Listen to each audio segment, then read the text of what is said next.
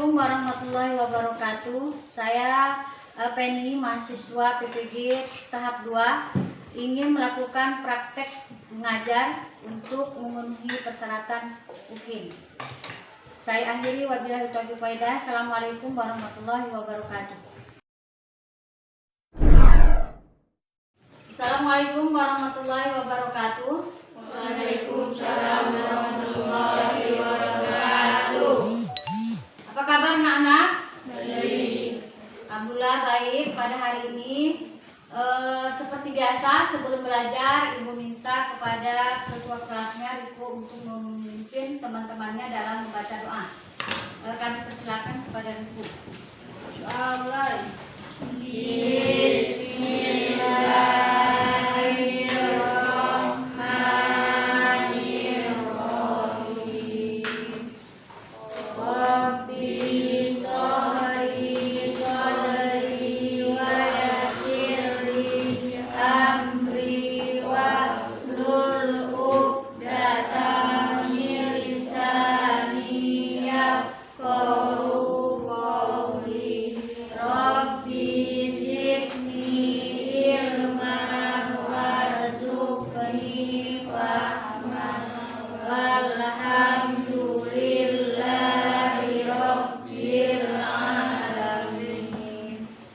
Ibu ingin mengetahui pada hari ini siapa yang tidak masuk?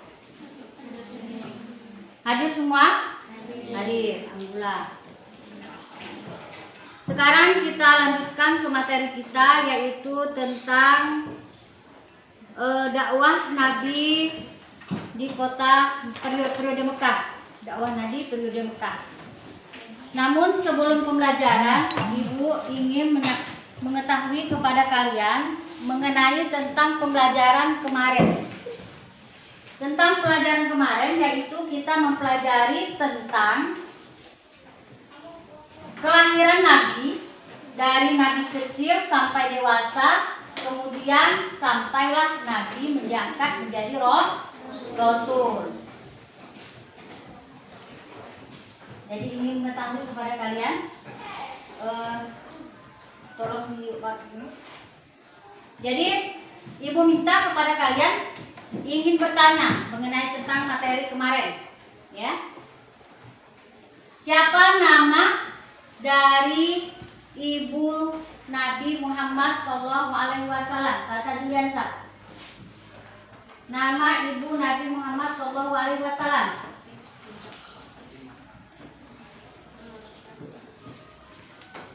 Nabil?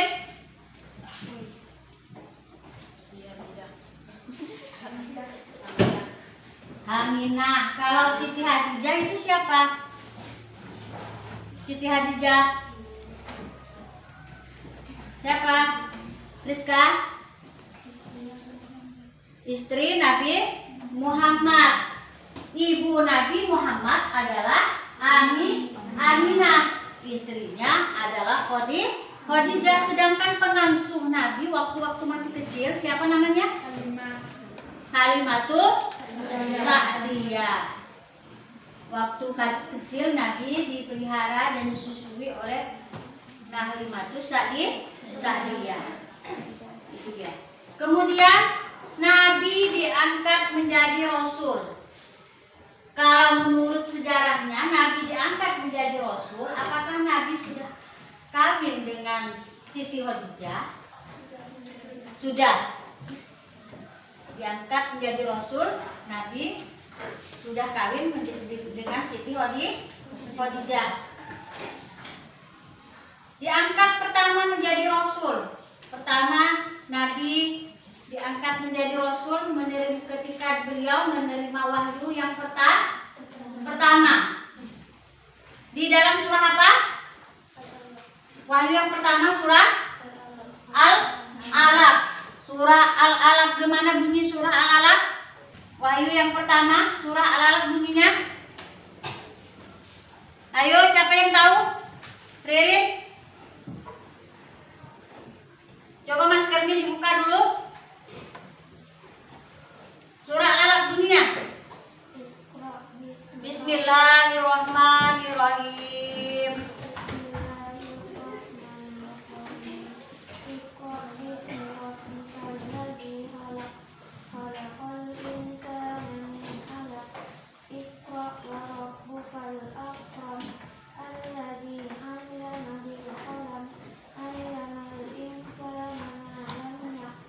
Itu adalah merupakan bunyi wahyu yang pertama.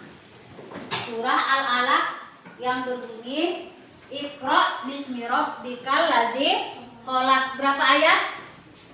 5 ayat. Ayat 1 sampai ayat 5.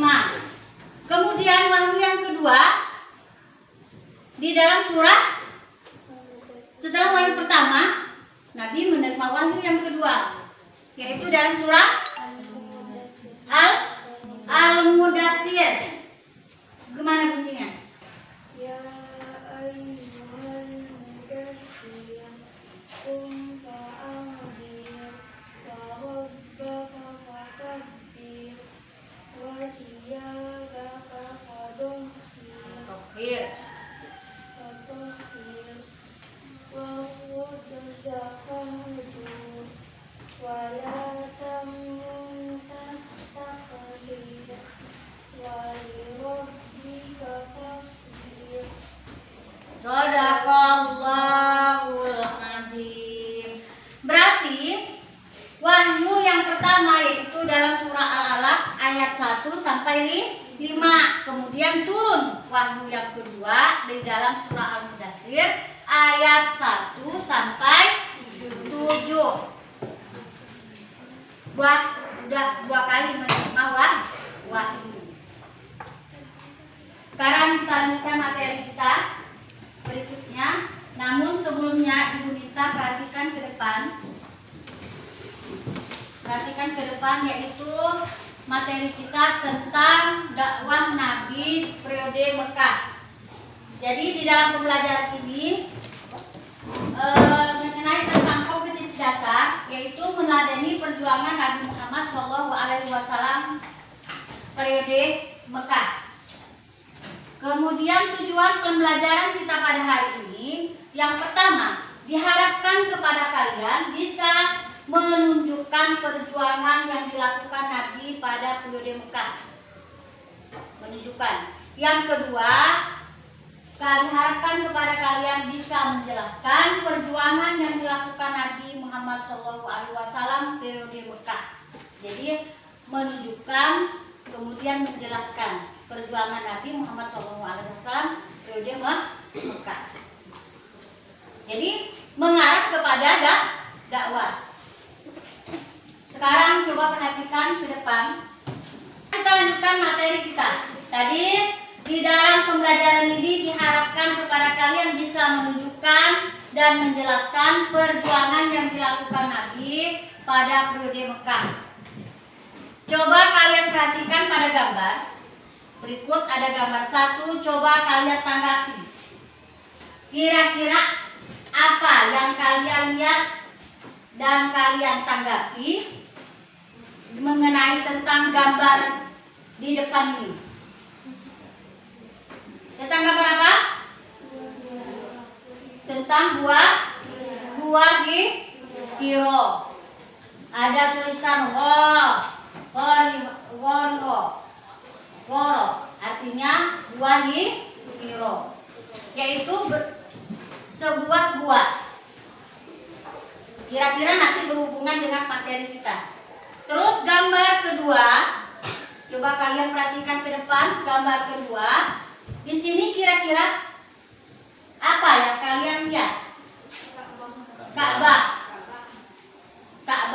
Yang mana Ka'bah? Yang berada di tengah. Apabila sekarang kalau kita ingin melaksanakan umroh, melaksanakan haji, disinilah tempat pelaksanaannya, yaitu apabila kalian ingin melaksanakan tawaf, yaitu mengelilingi Ka'bah. Ka'bah ini berada di mana? Berada di kota Mekah. Terus yang selanjutnya kalian perhatikan gambar 3. Kira-kira ini materinya tentang apa? Gambarnya tentang apa? Gambarnya tentang, ini ada gambar, ini tulisan apa? Muhammad.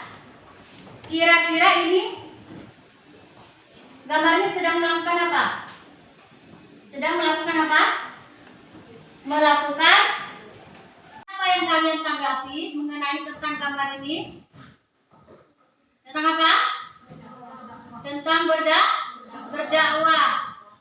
Yaitu Nabi Muhammad sedang melakukan dakwah bersama para sahabat di tempat masjid atau di rumah, ya kan? Yang jelasnya di dalam suatu tempat ruangan. Kemudian selanjutnya, coba kalian perhatikan pada gambar 4. Kira-kira gambarnya tentang apa? Tentang orang berdakwah. Di mana? Di sebuah ruangan. Selanjutnya gambar 5 dengan 6. Ini kira-kira apa yang kalian tanggapi? Orang melakukan dakwah di mana? Di atas gunung.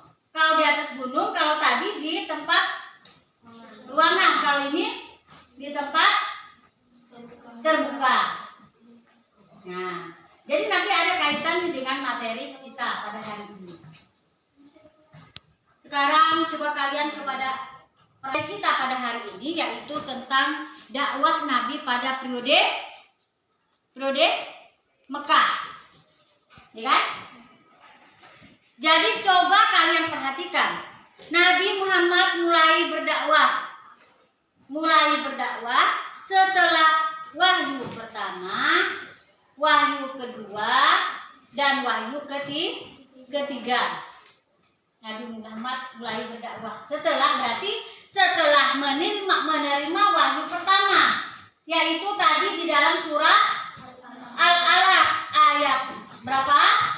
1 sampai 5 ayatnya. Wahyu pertama, Nabi menerima wahyu dari malaikat Jibril, menerima wahyu pertama dalam surah Al-Alaq ayat 1 sampai 5. Kedua, di wahyu kedua dalam surah apa tadi? Al-Mudaththir ayat 1 sampai 7 yang berbunyi ya ayyuhal mudaththir, tadi kan? Qum fa'anzir wa rabbuka fakabbir. Artinya kurang lebih mengenai surah Al-Mudaththir itu artinya wahai orang yang berselimut. Karena apa? Waktu menerima wahyu pertama, Nabi kan disuruh Iqra bismi rabbikal ladzi khalaq, disuruh membaca secara berulang-ulang. Namun Nabi setelah menerima wahyu pertama tidak punya keberanian untuk menyampaikan dakwahnya, masih belum berani. Kemudian turunlah wahyu yang kedua di dalam surah Al-Mudaththir. Ya ayyuhal mudaththir artinya wahai orang yang berselimut. Artinya Nabi kan masih mendiamkan diri, tidak mempunyai keberanian untuk menyampaikan dakwahnya kepada kaum muslimin dan muslimat pada masa itu. Kalian tahu pada periode Mekah, situasi Mekah pada waktu itu Nabi sudah diangkat menjadi rasul. Dari Nabi lahir sampai Nabi mau diangkat menjadi rasul, situasi Mekah adalah dalam keadaan kekacauan. Banyak kemusyrikan yang timbul, orang kebanyakan daerah di wilayah Jazirah Arab adalah menyembah berhala. Jadi seperti demikian. Jadi pada wahyu kedua, turun wahyu kedua, Nabi tidak mempunyai keberanian untuk melaksanakan dakwah, masih belum punya keberanian. Makanya ya ayyuhal mudaththir katanya wahai orang-orang yang berselimut. Orang berselimut kalau disilakan kalau kita dalam posisi kita berselimut, otomatis kan dalam keadaan mengurungkan diri, malas, ya kan? Mau keluar malas, ya kan? Nah, jadi udah mulai disuruh melaksanakan dakwah. Qum fa'anzir, bangunlah dan bangkitlah. Nah, untuk mulai melakukan dakwah pada turun wahyu kedua.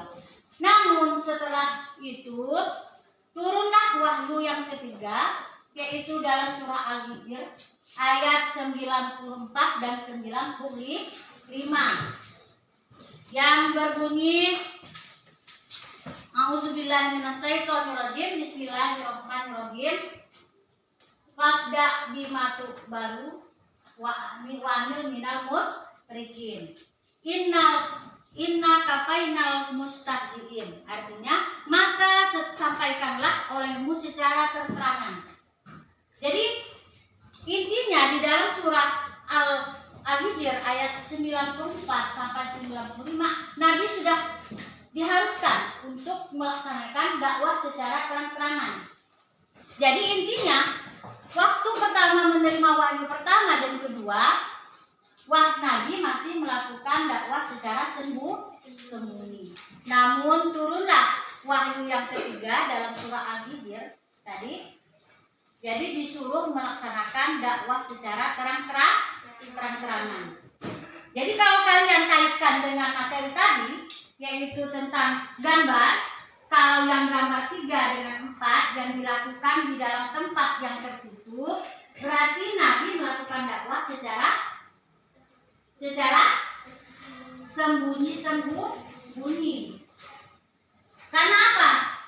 Secara sembunyi berarti Nabi hanya melakukan pada kalangan kerabatnya, istrinya, para sahabat-sahabat yang dekat dengannya.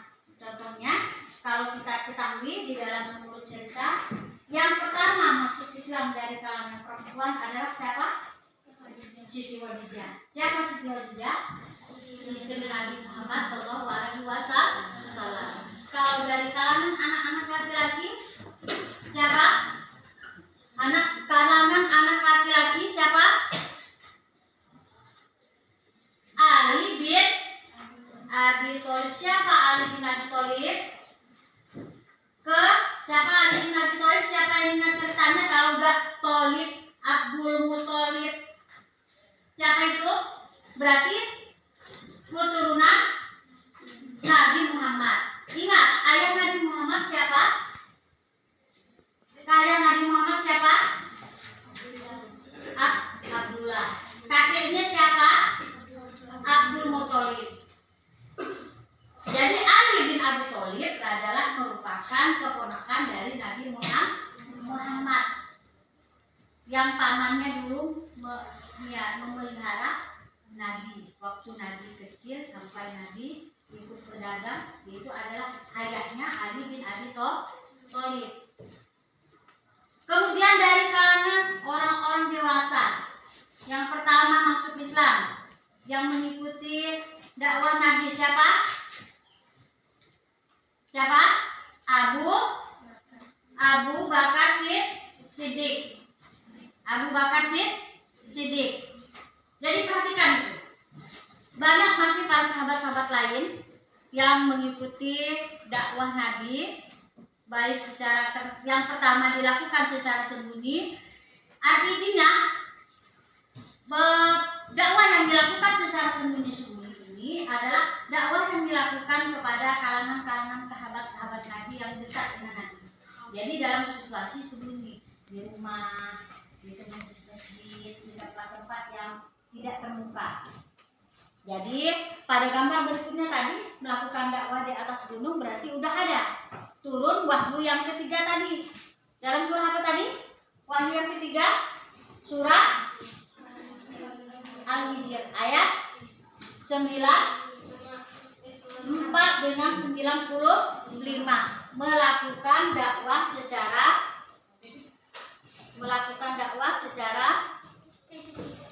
terang-terangan. Perjuangan yang dilakukan Rasulullah SAW dalam menyebarkan dakwah dilakukan dengan keluarga terdekat, sahabat, markas dakwah rumah Arqam bin Abi Arqam, tempat Nabi melakukan dakwah di rumah Arqam bin Abi Arqam secara syiriah. Artinya apa? Secara sembunyi.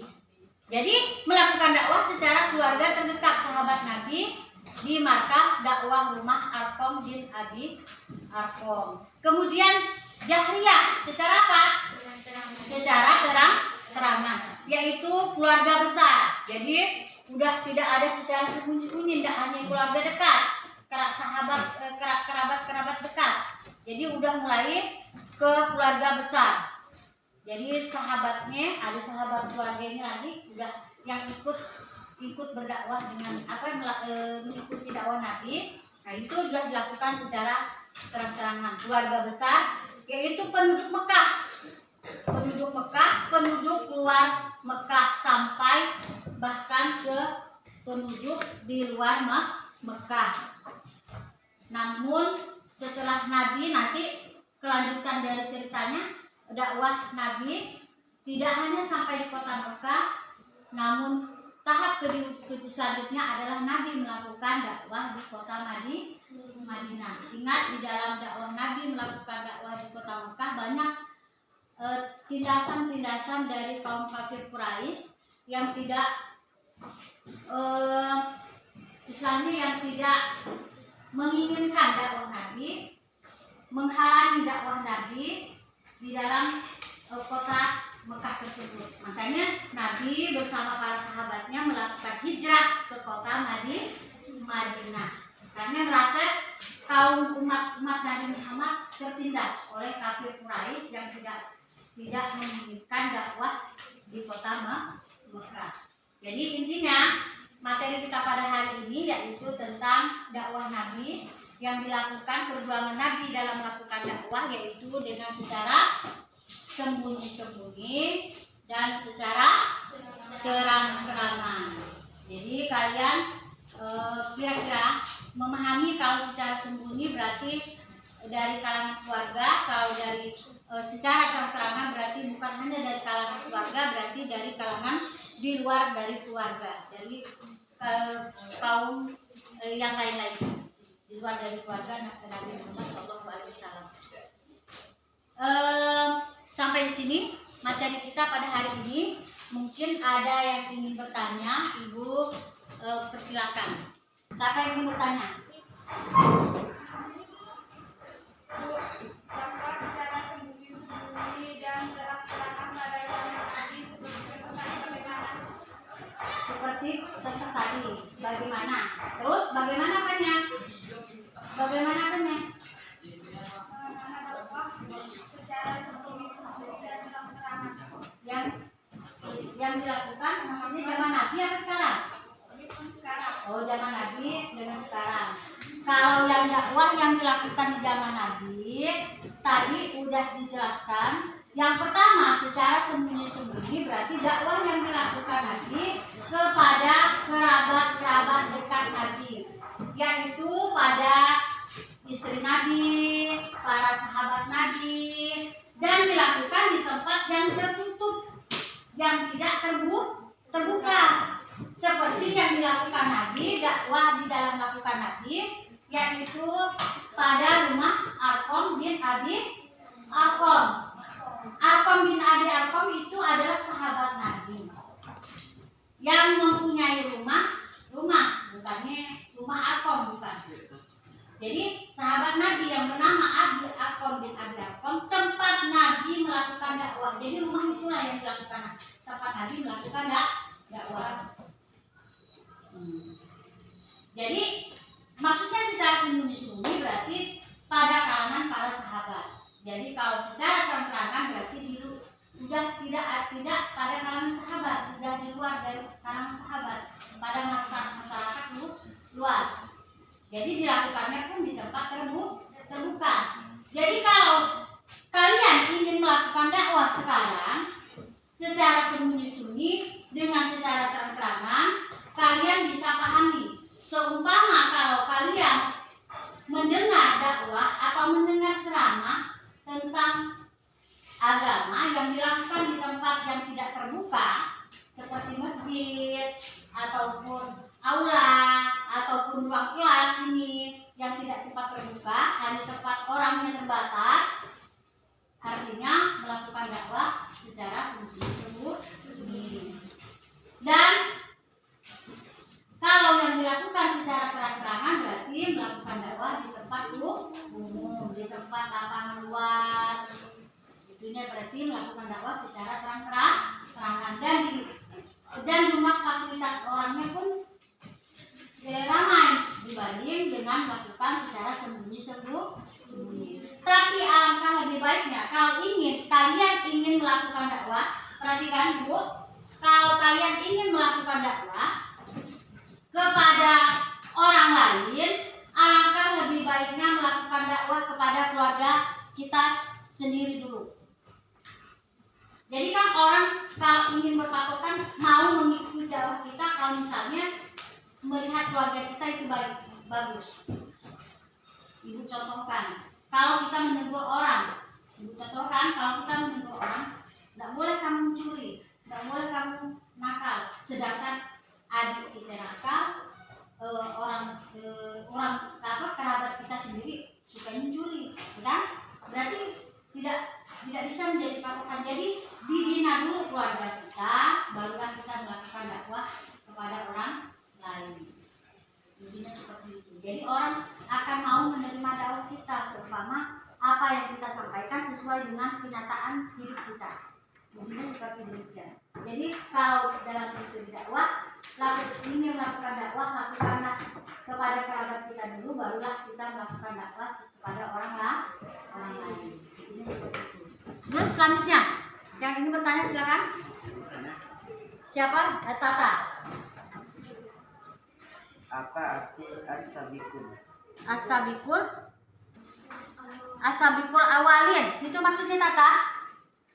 Maksudnya as-sabiqul awalin artinya adalah orang yang pertama, orang-orang yang pertama apa? Memeluk Islam, menerima dakwah Nabi. Ada orang-orang yang pertama menerima dakwah Nabi. Dari tadi dicontohkan dari kalangan perempuan pertama yaitu Siti Khadijah. Dari kalangan apa? Orang laki-laki dewasa Abu Bakar Siddiq. Dari kalangan anak-anak kecil Ali bin Abi Thalib. Itu adalah disebut dengan as-sabiqul awalin, artinya orang-orang yang pertama memeluk Islam. As-sabiqul awalin. Awalin kalau dalam bahasa Arab artinya pertama, awal. Intinya seperti demikian. Ada yang lain ingin bertanya? Tidak ada? Kalau tidak ada, sekarang Ibu minta kepada kalian, kita kelompoknya sudah dibentuk. Sekarang Ibu sudah dibentuk 2 kelompok. Kelompok A dan kelompok B. Berjumlah 7 dengan 7. Jadi otomatis di sini nanti berpasangan. Jadi Ibu membagikan kartu. Di sini setiap orang mendapat kartu. Yang mendapat kartu bertuliskan warna biru berarti pertanyaan. Kemudian kartu yang berwarna hitam berarti jawaban. Ya, sekarang dibagikan.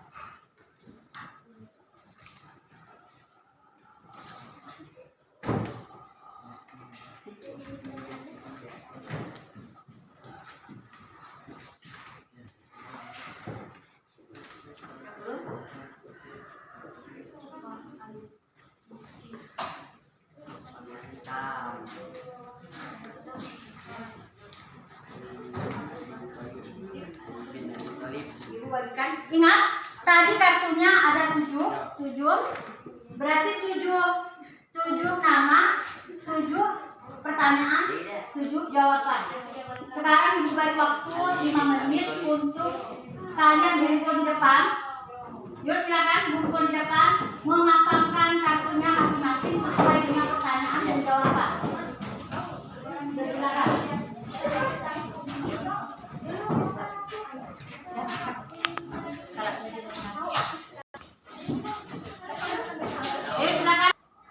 Udah dengan pasangan masing-masing udah ada. Dan lagi pasangannya mana? Udah. Tata Juliansa? Udah. Ayo berbaris dengan pasangan masing-masing.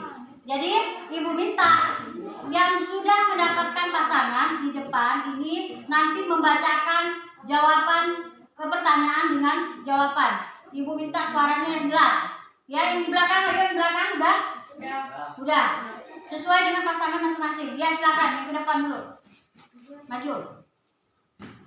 Tempat yang sering digunakan oleh Rasulullah SAW dalam berdakwah adalah Dua kilo betul? Betul. Ya silakan duduk. orang-orang yang pertama kali masuk Islam disebut As-sabiqun. Orang yang pertama Islam disebut as-sabiqun awalin betul? Betul. Ya silakan duduk. orang yang pertama masuk Islam dari kalangan anak-anak adalah Ali bin Abi Thalib. Ali bin Abi Thalib. Ya silakan duduk. Waktu yang ketiga adalah Surah Al-Hijr ayat 94 Surah Wahyu yang ketiga, surah Al-Hijr ayat 94 sampai 95. betul? Betul. Ya duduk. Pertama kali Nabi Muhammad menerima wahyu adalah Yang jelas Nabil suaranya. Pertama kali Nabi Muhammad menerima wahyu adalah Akom bin Abi Akom al-Juni. masalah ini dikti. Apa tadi? Pertama kali Nabi Muhammad menerima wahyu Ini adalah tinggi. Pertama kali Nabi Muhammad menerima wahyu. Salah masih. Pertama kali. Dia terus pasangan berikutnya. Yang kedua adalah surah Al-Mudaththir ayat 1 sampai 7. Betul, surah yang kedua. Wahyu yang kedua surah Al-Mudaththir ayat 1 sampai 7. Betul. Betul, ya silakan duduk. Selanjutnya, Orang yang pertama kali masuk Islam dari kalangan laki-laki dewasa atau para sahabat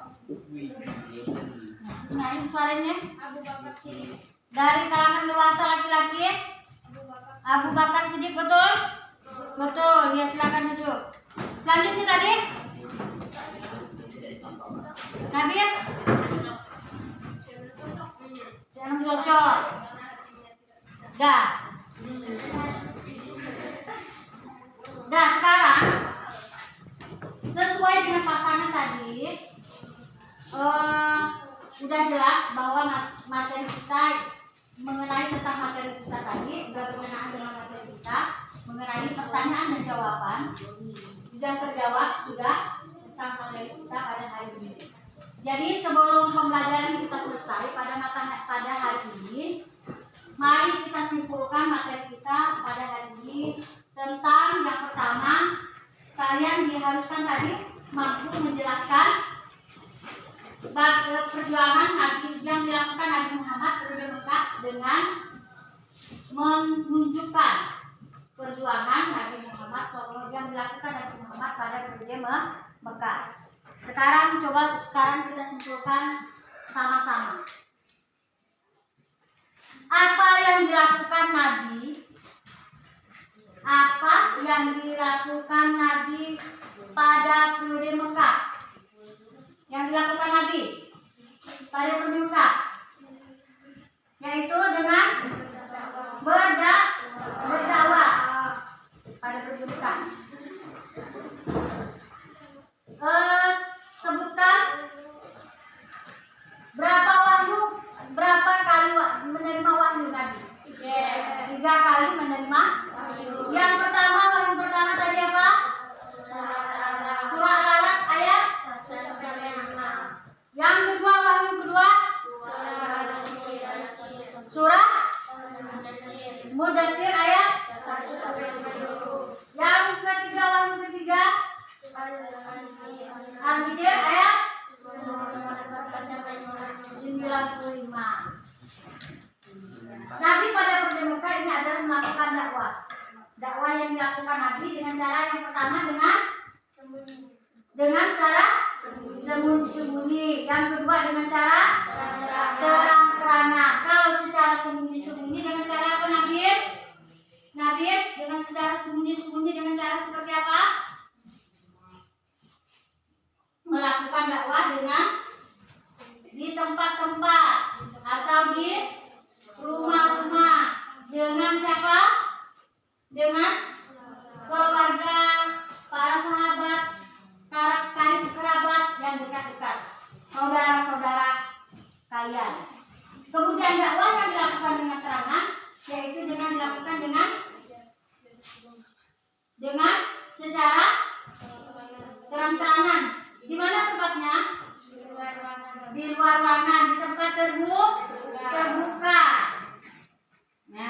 keluar dari ruangan. Kemudian ke arah siapa kita melakukan dakwah ya? Kalau secara dengan terang-terangan kepada siapa saja? Kepada siapa? Kalau secara terang-terangan tadi kepada siapa saja kaum muslimin dan muslimat yang ingin melakukan, ingin mengikuti dakwah kita, yang ingin mendengarkan ceramah kita. Jadi kepada siapapun, tidak terhalang. Nah, itu perbedaan dakwah yang dilakukan secara sembunyi-sembunyi dan dakwah yang dilakukan secara terang-terangan. Tata Duryanta tadi, As-Sabiqul Awwalin artinya apa? Tata Duryanta? As-Sabiqul Awwalin tadi? Nabil? As-Sabiqul Awwalin yang ditanya oleh Tata Duryanta tadi. Olivia? Orang-orang yang pertama kali memeluk Islam. Orang-orang yang pertama kali memeluk Islam, diingatkan. Yang bertanya harus tahu jawabannya. Yang sampai bertanya tapi tidak tahu jawabannya. Ya. Dah, mungkin pembelajaran kita pada hari ini telah berakhir. Namun Ibu ingatkan kepada kalian, kemarin Ibu tugaskan kepada kalian untuk membuat sebuah resume mengenai tentang sejarah Nabi dari kecil sampai dengan dewasa, kemudian diangkat menjadi Rasul sampai Nabi melakukan dakwah ke kota Mekah. Ya kan? Contoh ke materi kemarin. Nah, jadi Ibu minta karena kita sebentar lagi mau ulangan, materi kita mungkin sampai tentang sejarah Nabi kita pelajari, dan Ibu minta kepada kalian nanti di rumah dan sampai ulangan berikutnya nanti dipelajari dari materi bab 1 sampai dengan bab 1 tentang berapa? Asmaul Husna sampai dengan sejarah Nabi. Ya, dipelajari di rumah masing-masing yang disingkatkan. Dan sebelum berakhirnya pembelajaran kita pada hari ini, mari kita sama-sama berdoa dengan membaca hamdalah. Alhamdulillahirabbil alamin. Dengan berakhirnya pembelajaran kita hari ini ditutup dengan doa dan Ibu akhiri. Wabillahi taufiq wal hidayah. Assalamualaikum warahmatullahi wabarakatuh. Waalaikumsalam warahmatullahi wabarakatuh.